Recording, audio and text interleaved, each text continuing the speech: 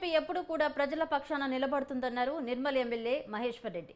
Congress party ఎన్నో హామీలు ఇచ్చి అధికారంలోకి వచ్చిందని, ప్రజలకు ఆ హామీలను అమలు చేయకపోతే బీజేపీ తరపున ఖచ్చితంగా పోరాటం చేస్తామన్నారు.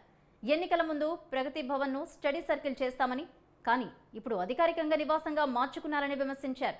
కాంగ్రెస్ నాయకులది ఎన్నికల ముందు ఒక మాట, అధికారంలోకి వచ్చిన తర్వాత మరో మాట అంటున్న ఎమ్మెల్యే మహేశ్వర్ రెడ్డితో మా ప్రతినిధి రాంప్రసాద్ ఫేస్ టు ఫేస్. రాష్ట్రంలో 3వ శాసనసభ సమావేశాలు ఈ రోజు అయితే ప్రారంభం కావడం జరిగింది. స్పీకర్గా గడ్డం ప్రసాద్ కుమార్ అయితే ప్రమాణ స్వీకారం చేయడంతో పాటు బీజేపీ 8 మంది ఎమ్మెల్యేలు కూడా ఈరోజు ప్రమాణ స్వీకారం చేయడం జరిగింది. ముఖ్యంగా మనతో మాట్లాడేందుకు ప్రస్తుతం బీజేపీ ఎమ్మెల్యే ఉన్నారు. నిర్మల్ కాన్స్టిట్యున్సీ నుంచి వచ్చేసి అయితే మనం మరిన్ని వివరాలు అడిగి తెలుసుకుందాం. అన్న నమస్తే, చెప్పండి. ప్రస్తుతం మీరు గెలుపొంది మీరు ప్రమాణ స్వీకారం చేసినందుకైతే మీకు ముందుగా కంగ్రాచులేషన్స్ అన్న. అదేవిధంగా తెలంగాణ రాష్ట్రంలో మీరు ఏ విధంగా ఉండబోతా ఉంది, మీ డిమాండ్సే కానీ మీరు ప్రజల పట్ల కొట్లాడడమే కానీ ఇప్పుడు నిర్మల్ కాన్స్టిట్యున్సీ నుంచి మీరు ప్రాతినిధ్యం వహిస్తారు, ఏ విధంగా ఉండబోతా ఉంది? చూడండి, భారతీయ జనతా పార్టీ ఎప్పుడైనా ప్రజల పక్షాన్ని నిలబడుతుంది, ప్రజల పక్షాన పోరాటం చేస్తుంది. ప్రజలకు ఇచ్చినటువంటి హామీలు ఈ ప్రభుత్వం విస్మరిస్తే దానికి ప్రజా గొంతుకి మేము నిలబడతాం, ఈ ప్రభుత్వం ఎండగడతాం.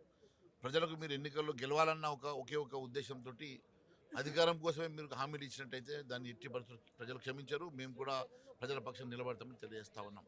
ఈరోజే చూడండి, మరి మీరు ఇచ్చినటువంటి హామీల్లో రైతు బంధు 7,500 రూపాయలు ఇస్తామని చెప్పి 5,000 రూపాయలు వేసి చేతులు దుక్కునే ప్రయత్నం చేస్తూ ఉన్నారు. మొన్న ప్రగతి భవన్ కూలగొట్టేస్తాం, ప్రగతి భవన్లో స్టడీ సర్కిల్ చేసి ఎస్సీ ఎస్టీ బీసీలకు పెద్ద ఎత్తున ఇక్కడ ఐఏఎస్ ప్రిపరేషన్ కోసం వారికి అన్ని రకాల సౌకర్యాలు కల్పిస్తామని చెప్పి దాన్ని మీరు ఈరోజు ప్రజావేదికను క్యాంప్ ఆఫీస్గా మార్చుకున్నారు, ఒకటేమో రెసిడెన్స్గా మార్చుకున్నారు. దీన్ని బట్టే మీ వైఖరి అర్థమవుతా ఉన్నది. మీరు ఎప్పుడు కూడా అధికారం వచ్చే వరకు ఒక రకంగా, అధికారం వచ్చిన తర్వాత మరో రకంగా మాట్లాడితే ప్రజలు ఊరుకోరు. భారతీయ జనతా పార్టీ తరఫున మేము కూడా ఖచ్చితంగా ఊరుకునే సమస్య ఉండదని తెలియజేస్తాం. రైట్. అదేవిధంగా చూస్తే ఇది రైతు బంధు ఏదైతే ఉందో 5 ఎకరాలకే కుదింపు చేసేటువంటి కొన్ని నిర్ణయాలు కూడా తెలుస్తున్నాయి. దీన్ని మీరు ఏ విధంగా చూస్తారు? ఎట్టి పరిస్థితులు దానికి మేము ఊరుకునే సమస్య లేదు. మీరు అది మేనిఫెస్టో ఎందుకు పెట్టేదని అడుగుతా ఉన్నాం. మేనిఫెస్టోలో మీరు 5 ఎకరాలకే ఇస్తామని చెప్పి ఆ రోజు పెట్టుంటే మేము ఈరోజు మాట్లాడి ఉండేవాళ్ళం కాదు.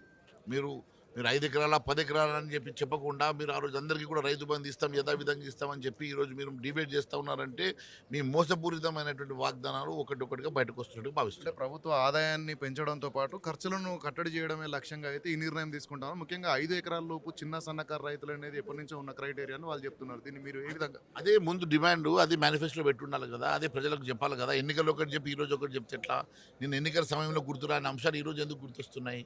ఎన్నికల సమయంలో అధికారం కోసమే ఏది నోటుకొస్తే అది మాట్లాడినట్టు కాదు కదా. మీరు ఏదన్నారు దాన్ని యథావిధంగా కొనసాగిస్తామన్నారు, యథావిధంగా కొనసాగిస్తామని అడుగుతున్నారు. నిర్మల్ నియోజకవర్గానికి ఏలేటి మహేశ్వర్ రెడ్డి గారు ఏ విధమైనటువంటి అభివృద్ధి అందించబోతా ఉన్నారు? తప్పకుండా అధికారం లేకపోయినా నిర్మల్ నియోజకవర్గ అభివృద్ధి కోసం మహేశ్వర్ రెడ్డి శాశక్తిలో పనిచేస్తారని తెలియజేస్తాం.